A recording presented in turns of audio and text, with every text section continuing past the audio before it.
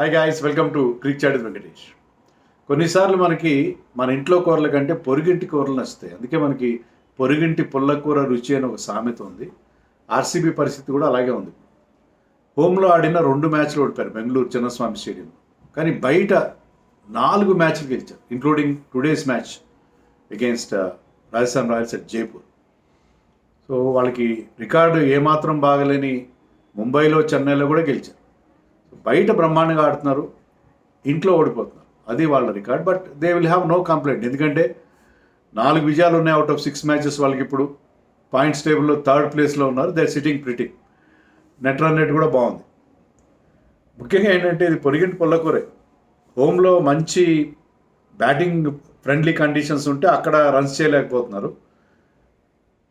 జైపూర్లో slow and low wicket మీద చాలా అగ్రెసివ్గా ఆడి ఇంకా 2.5 అవర్స్ ఉండగానే టార్గెట్ ఆఫ్ 174ని ఈజీగా చేజ్ డౌన్ చేశారు. చాలా ఆడుతూ పాడుతూ చేజ్ డౌన్ చేశారు. ఎలాంటి టెన్షన్ లేదు, ఎలాంటి హికప్స్ లేవు.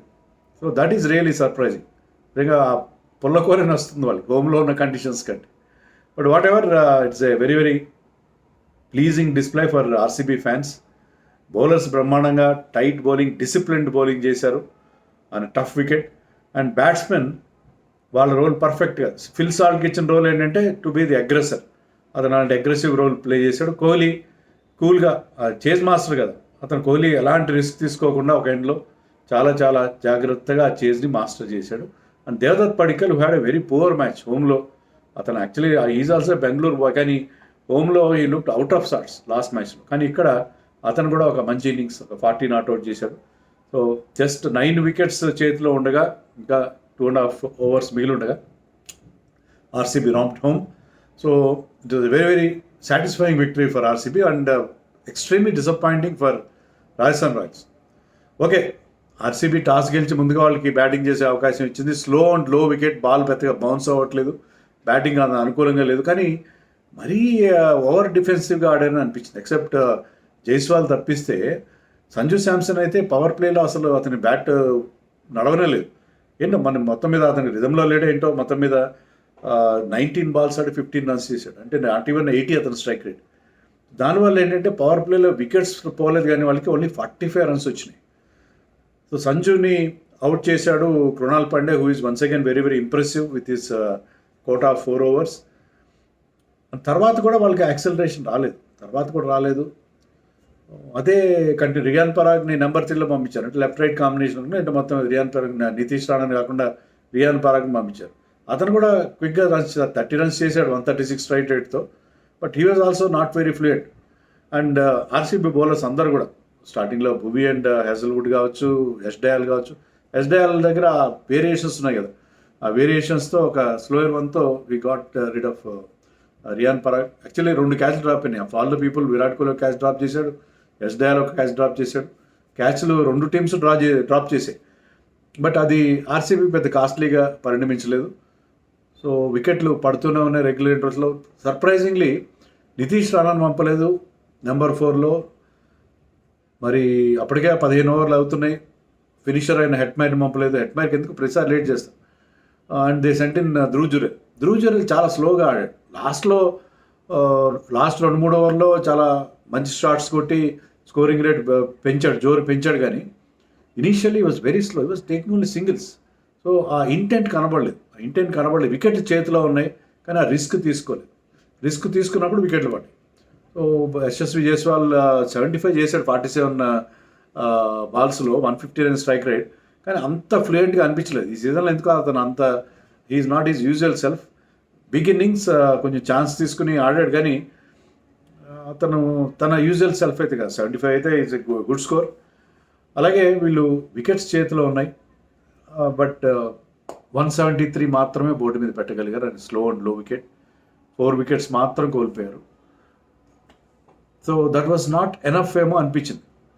ఎనఫ్ ఏమో బహుశా స్లో వికెట్ మీద వాళ్ళు బాగా బౌలింగ్ చేస్తే. వాళ్ళు క్యాచ్లు వదిలేశారు.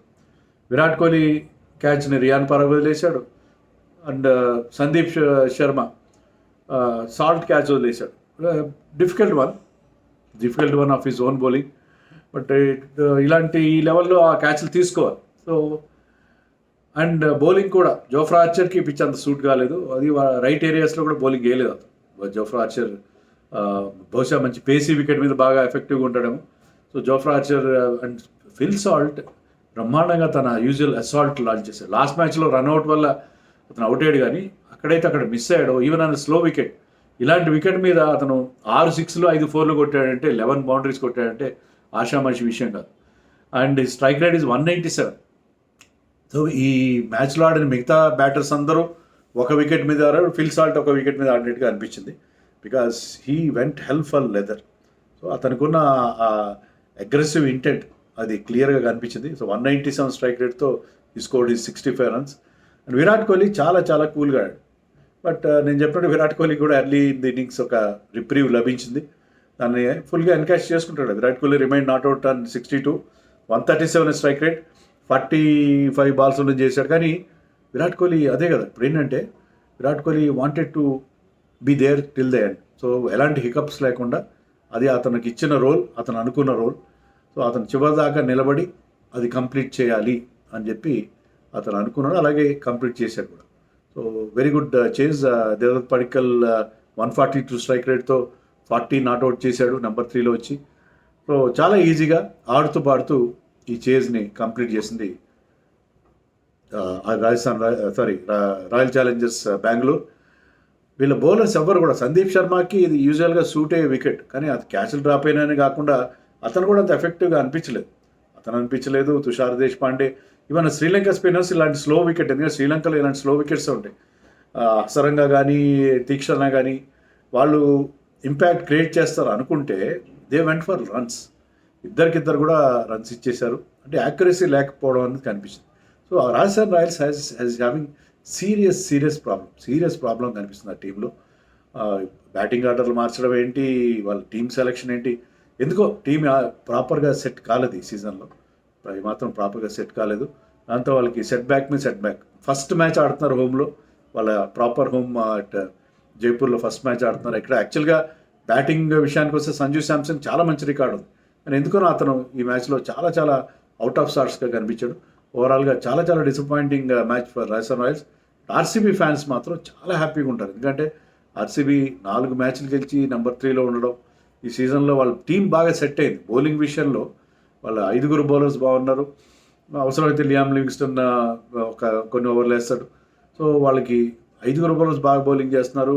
ఫిల్ సాల్ట్ సూపర్ ఫామ్లో ఉన్నాడు. Virat Kohli third half century of the season అతనికి. And is finishing off those chases very well. And Devdutt Padikkal out of సిలబస్గా వచ్చిన వాడు, అతను కూడా రన్స్ కొడుతున్నాడు. రజత్ పాటీదార్ ఏంటి, everybody is looking in very good touch. So RCB ఫ్యాన్స్కి హోప్స్ బ్రహ్మాండంగా రైజ్ అవుతున్నాయి, స్కై రాకెట్ అవుతున్నాయి కదా.